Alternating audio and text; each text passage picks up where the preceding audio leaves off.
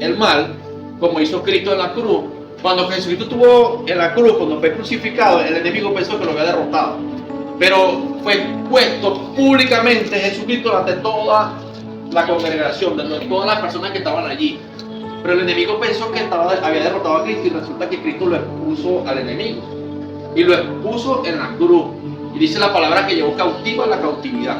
Todos los pecados del mundo entraron en ese hombre, y dice la palabra que cautiva la cautividad. Todo lo que oprimía al mundo, todo lo que nos tenía a nosotros oprimidos como pecado, la muerte, el pecado, la maldad del mundo, entró en un solo hombre y quedó atrapado. Es por eso que nosotros tenemos que ser verdaderamente libres, pero también es una decisión y también es una acción espiritual. O sea, eso no viene solo. Nosotros tenemos que hacer la acción espiritual. Nosotros tenemos que dar el paso de fe y darlo siempre al lado de Jesucristo, entendiendo que las aflicciones vienen, pero nosotros combatimos. Las circunstancias están. El enemigo anda como león rugiente buscando a quien devorar. Nosotros veníamos en la moto y a Alejandra se le enrodó la braga en la cadena. Pero un señor le dijo, ahí está la braga en la cadena. O sea, el Señor, la mano de Dios, siempre va a cuidar el camino de los justos. Y a pesar de que podamos revelar, no vamos a caer porque el Señor está con nosotros. El Señor nos protege, nos cubre de todo peligro. Y el enemigo anda como león rugiente buscando a quien devorar, buscando a quien hacerle daño, pero Dios está allí también. El Espíritu Santo está allí y Dios está en todos lados. El enemigo no está en todas partes. El enemigo anda, tiene una red diabólica de demonios buscando hacer daño. Pero el único que es omnipotente, omnisciente y omnipresente es el Señor, más nadie. Y el único que conoce nuestros pensamientos es el Señor. El enemigo nos ataca en la mente, en el pensamiento, pero quien conoce los pensamientos, el único que conoce los pensamientos es el Señor. Por eso que también debemos aprender que nosotros tenemos que ser un poco más reservados con las cosas que decimos. ¿Por qué? Como decían los viejos antes, uno no le puede decir mucho la felicidad a los demás porque empiezan los envidiosos a desearle mal a las personas.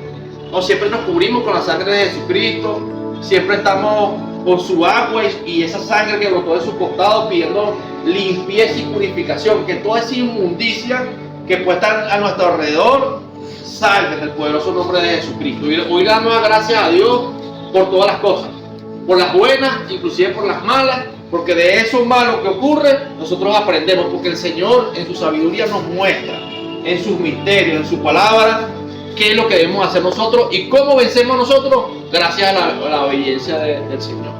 Eso vamos a leer Primera de Reyes, capítulo 3, a partir del versículo 16. Sabiduría y prosperidad de Salomón. En aquel tiempo vinieron al rey dos mujeres rameras y se presentaron delante de él, y dijo una de ellas: ah, señor mío, yo y esta mujer morábamos en una misma casa, y yo di a luz estando con ella en la casa. Aconteció al tercer día después de dar a luz, yo a luz, que ésta dio a luz también, y morábamos nosotras juntas. Ninguna de fuera estaba en la casa, sino nosotras dos en la casa. Y una noche el hijo de esta mujer murió porque ella se acostó sobre él. Y se levantó a medianoche y tomó a mi hijo de junto a mí, y estando yo, tu sierva, durmiendo, y lo puso a su lado, y puso al lado mío su hijo muerto. Y cuando yo me levanté de madrugada para dar el pecho a mi hijo, he aquí que estaba muerto.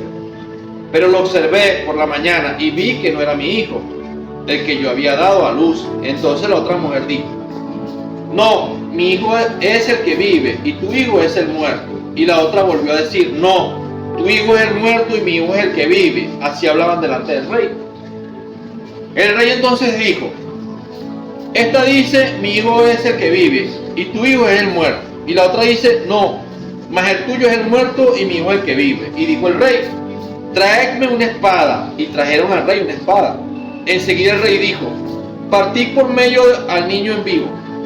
Partí por medio al niño vivo, y da la mitad a la una y la otra mitad a la otra. Entonces la mujer de quien era el hijo vivo habló al rey, porque sus entrañas se le conmovieron por su hijo. Y dijo: ah, señor mío, da esta al niño vivo y no lo mates, no lo matéis. Mas la otra dijo: ni a mí ni a ti, partidlo. Entonces el rey respondió y dijo: da a aquella el hijo vivo y no lo matéis, ella es su madre. Y todo Israel oyó aquel juicio que había dado el rey, y temieron al rey porque vieron que había en él sabiduría de Dios para juzgar. Entonces, aquí nos encontramos con una situación.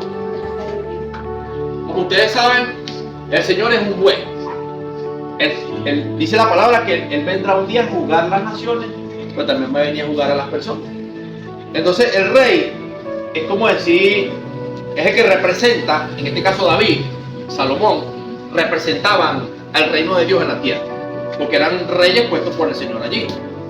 David fue ungido por el Señor, y David tuvo descendencia, entre ellos tuvo a Salomón, y Salomón fue ungido también por un profeta, lo ungieron, por el profeta Natán, lo ungieron y Salomón llegó a ser rey.